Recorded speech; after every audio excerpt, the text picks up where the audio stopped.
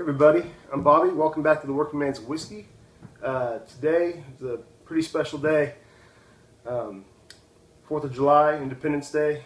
So thought we'd talk about one of America's most iconic whiskeys, up there with Jim Beam, Wild Turkey, the other Tennessee whiskey, George Dickel. Pretty special stuff here. Old No.7. We did Gentleman Jack before, and as I told you, Jack Daniel, Jasper Newton Daniel, founded this distillery in 1875. He was kind of taken under the wing of a distiller out in Tennessee, and the guy taught him, how to distill whiskey and make pretty good stuff. Even if this isn't your favorite whiskey, I know some people prefer, whiskey out of bourbon from Kentucky over Tennessee whiskey, but this is legendary stuff. I don't think there's any denying it. We all have respect for Jack Daniels, and anyway, I just thought this was a good one to go with today. I got the little bottle because I'm running out of room in my cabinet right now. So anyway, we'll open this up.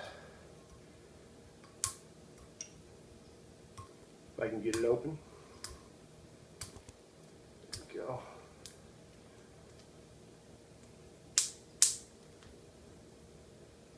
Sorry guys, struggling with this a little bit.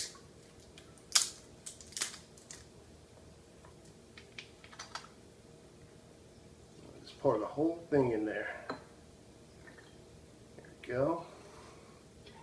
Old No.7. There we go. And as I said before, pretty special day. Guess we'll kind of dedicate this this video to the founding fathers of this country. What they did back then was, whether you're from here or somewhere else, it was a brave act. I mean, it was considered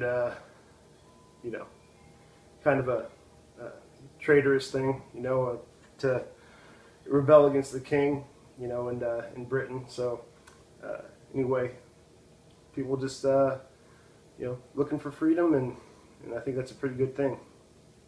So anyway, we'll go with the color first. So it's I'd say it's like a straight up amber, maybe just a medium amber, and this is, I don't think there's an age statement necessarily for Jack Daniels. I did a little research, and pretty much on their website you can see that there's no clock, I guess, on this stuff when it's aging. They charcoal mellow it first, meaning they take vats of charcoal, a pebble form, and they pour this whiskey, whiskey before it's aged or anything. They call it White Dog. Just, it's a clear whiskey, that's how it looks originally. But anyway, they pour it through these vats of charcoal to mellow it, filter it through there, and then they put it in oak barrels after that, and let it age a certain amount of time. So for Jack Daniels, they said that there's no clock, as I said. They just they taste it as they age it, and when it gets that classic Jack Daniels taste, it's ready to go, ready to be put in a bottle, and there you have it. So anyway, did the color, with the nose. So with Jack Daniels, it's a pretty classic scent. Pretty me personally, I know when I'm smelling or tasting Jack Daniels. It's got, you can smell that little bit of that corn sweetness. You can smell that charcoal from the barrel and from the charcoal filtration process. I should say the oak from the barrel and the charcoal from the filtration process. So you get that wood in there. You get vanilla in there. And if I said it already, a lot of caramel. It's just a really classic whiskey smell. So we'll go in for the taste.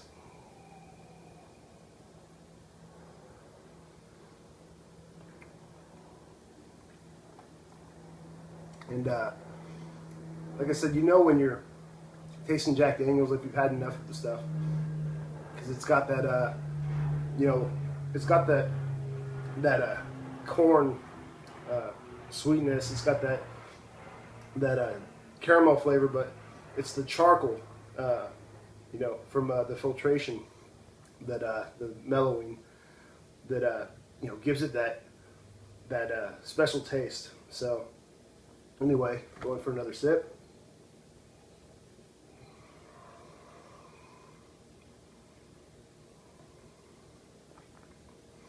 And yeah, you get vanilla.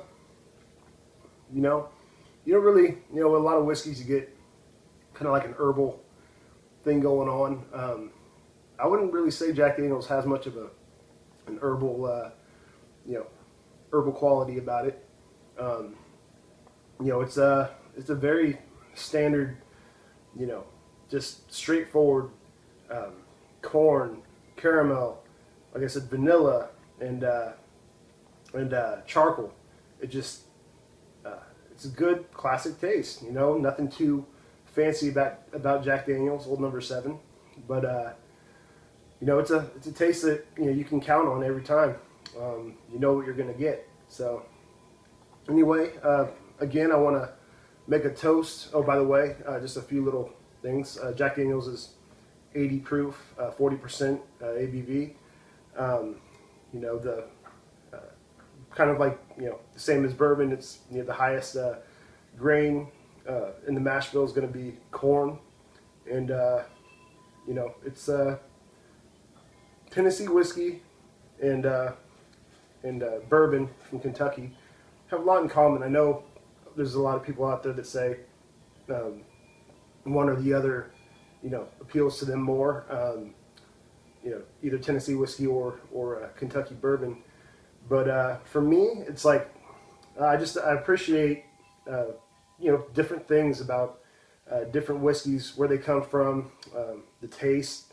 You're going to get, like I said, with the Kentucky bourbon, you're going to get more, maybe some more floral notes and herbal notes to it, along with all the stuff you get from Tennessee whiskey. The caramel and the corn and vanilla, charcoal, or oak from the barrel when it's aging. They've both got their own great qualities about them, and I do appreciate Jack Daniels Old No. 7, along with a lot of their other products, Gentleman Jack, which we already did, and yeah, that's it. Pick up a bottle. For the standard size bottle at the store, it's usually about $17-18 before tax here, and I'm sure it's close to that around the U.S. Maybe up closer to $20 a bottle in some places, but still in our general price range that we talk about here. So anyway, make this toast to Jack Daniels, or Jack Daniel, I should say, and Jack Daniels Distillery. For still pumping out good stuff. 100 and how many years later? 140, 150 years later.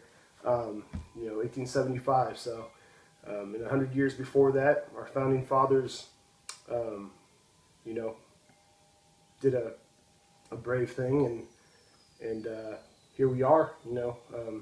Whether you like this country or not, if you live here, I know you can't always get on the same page politically and all that, and I won't go into all that, but it's a pretty good damn country here, no matter where you stand. I know people from all, political parties and everything, and maybe disagree on some things, but we all love each other, and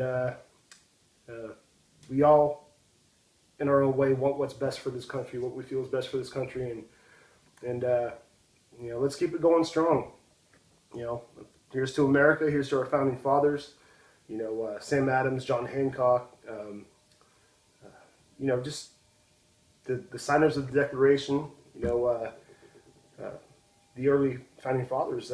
I'm actually going to Boston in a week from now, and one of our stops is the Granary Burying Yard in Boston. And Sam Adams, John Hancock, Robert Tree Payne, James Otis, Paul Revere. Those are just some of the names. Early patriots, signers of the Declaration that we're going to see there at this one graveyard. So looking forward to it. You know, love this country, and you know, all of you out there, thank you for watching this, and until next time, cheers. Happy Independence Day.